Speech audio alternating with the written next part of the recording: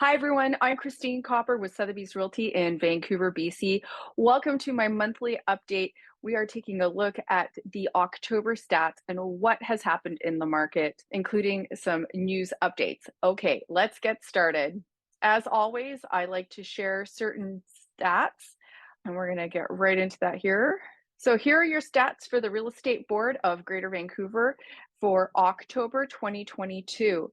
Now, as you know, every month I like to go through this report. This gives you the overall look of what's happening in the current marketplace. It's like looking at the Toronto Venture Exchange or Stock Exchange, and then you need to get into your individual stocks or sectors to see exactly what's going on for your specific location and product type. For that information, make sure to reach out to me. I have plenty of resources for you, and I'd love to have the opportunity to connect and tell you what's going on in your market, whether you're thinking about buying or selling today.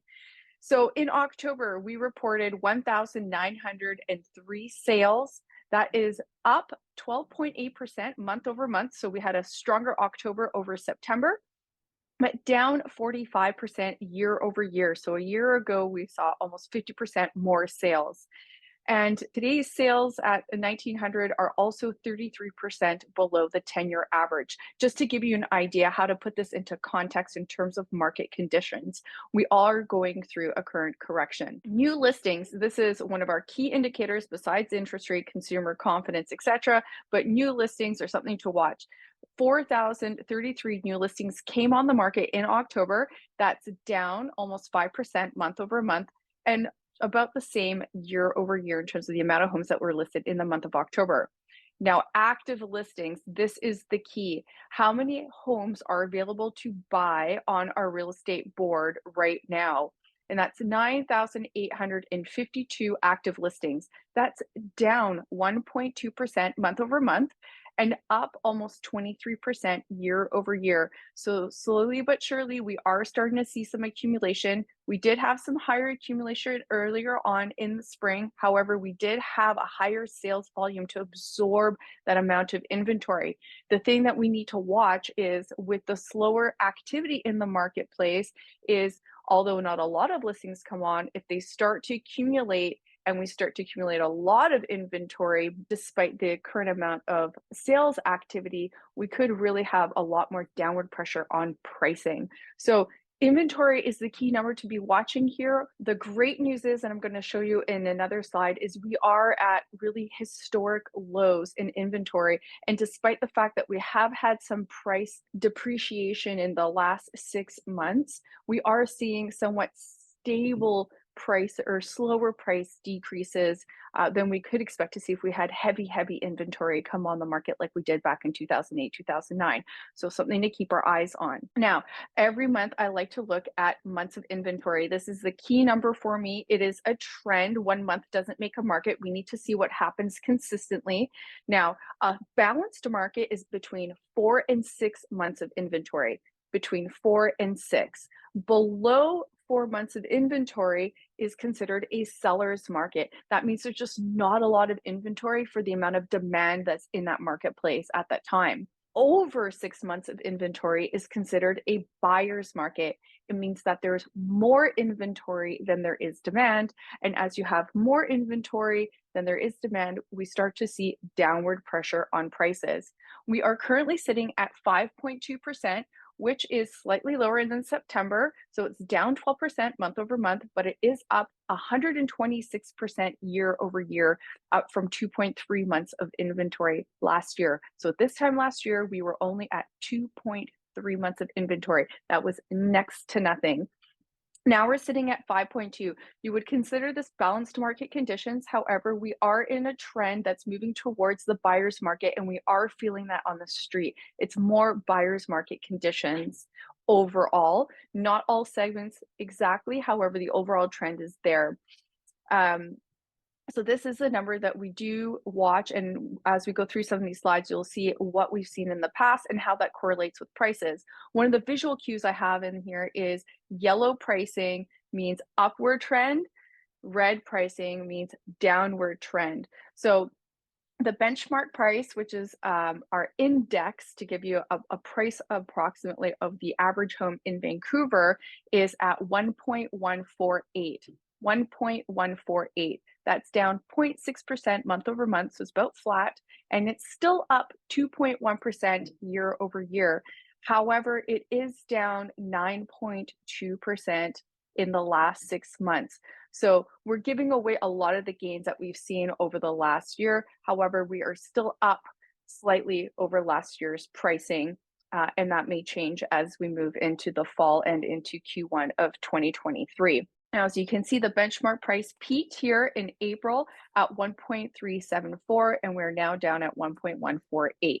The reason why I think it's important to take a look at where we are today is I can't predict the future for you. However, we can take a look at the past and see what's happened in the past. And here is what 2021 looked like. We had very, very low months of inventory, well below that 4 months of inventory. And that really, really put upward pressure on pricing. It was very aggressive. Plus, we had extremely low interest rates. And so you can see here, we had a whole year of price appreciation for the first quarter of this year, all of last year, all of 2020. Who would have thunk? Pretty amazing considering we had COVID hit us here right in April, March, and you can see that quick blip into buyer's market territory, and very quickly we recovered.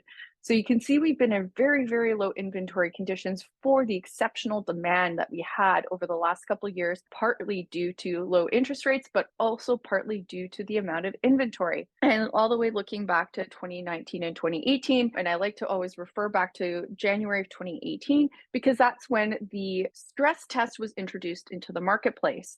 And the stress test is kind of like what we're seeing right now in the sense that we're seeing very aggressive interest rate increases. In fact, it's been about 3.5% or so that we've seen just since the beginning of this year. And January 2018, although interest rates weren't increased, the stress test artificially increased them by introducing the stress test, which was 2 percentage points higher than the rate that you were getting effectively. So what we saw after that was a very similar situation. It took some months for that to filter through the marketplace. If you're looking here at 2018 down to January, and you can see it took a few months for that change to start being felt in the marketplace, and we slowly started accumulating inventory, so that months of inventory was over 6, and you could see that price reduction over time, that price depreciation from that elevated inventory due to the lower demand. And you can see the sales here, very similar to what we're experiencing today. So currently we are in lower sales than we're used to seeing over the last couple of years. However, it doesn't mean that no homes are selling. So the big thing is the interest rates, as you can see in 2020, and actually coming out of 2019, we started to see our inventory started to tighten up here, and interest rates started to actually start to lower back in 2019. And that really fed in as these interest rates went down, the market really started to speed up in terms of price appreciation. But now, as of 2022, we have seen one of the fastest interest rate increases. It's the second fastest compared to the 90s, which was the other rapid increase in interest rate in the marketplace. So here we are, where we are today in terms of interest rates. It is a very different situation from even earlier this year, where some buyers were able to get interest rates closer to 2% or less. And that is something to take into consideration if you're thinking about selling your property today, the affordability for the current buyers. But part of this also has impacted rents. As you can see here, rents have skyrocketed just in the last few months, as unfortunately, many would-be buyers have been taken out of home ownership and put back into the rental pool, and a lot of demand has been put onto the rental market. COVID has also passed. As you can see, we had some dips in the rental rates, and that is totally coming back now. So anyone as an investor out there or holding property, rental rates are very strong right now. And this is just a quick look of our region for BC, just to see what's going on. This is the average price. This is not by price in terms of dollars, but in terms of just changes over time. As you can see here, we've been pretty stable. We've had a little bit of a correction. Some locations have had a little bit steeper appreciation. New listings, again, Vancouver or the lower mainland is not seeing that influx of listings coming on the marketplace, and total active listings as well. They've grown from the beginning of the year, so we have had an increase. However, I want to show you where we're at in terms of historic inventory, because that is very important. So in terms of inventory, here is a graph. We've got our max graph going back to 2005 in terms of our total inventory. One of the good things that is happening in our marketplace right now is we still have lower inventory. While we have lower sales, we still have lower inventory historically.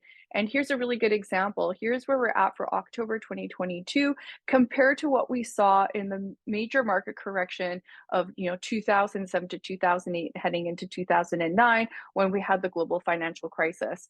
So keeping an eye on the total inventory is very important. We are in historic lows still, and this can help stabilize things as we move forward. So, where are the opportunities for any of your clients that are thinking about coming into the Metro Vancouver market? Well, prices are off from their peak, and we're in more buyer market opportunities. Even with interest rates where they're at, eventually they're going to lower. So, now is an excellent time for buyers to be able to get into this market and negotiate some awesome deals. If you have clients that are thinking about selling, now's the time to work with us and a team of experts because positioning that property and getting it ready is going to be key to when you go to market and for their success. So, with that, we look forward to keeping in touch with you and any opportunities to help you and your clients thinking about coming to the Vancouver market. I'm Christine Kopr with Sotheby's Realty in Vancouver, BC. Thank you.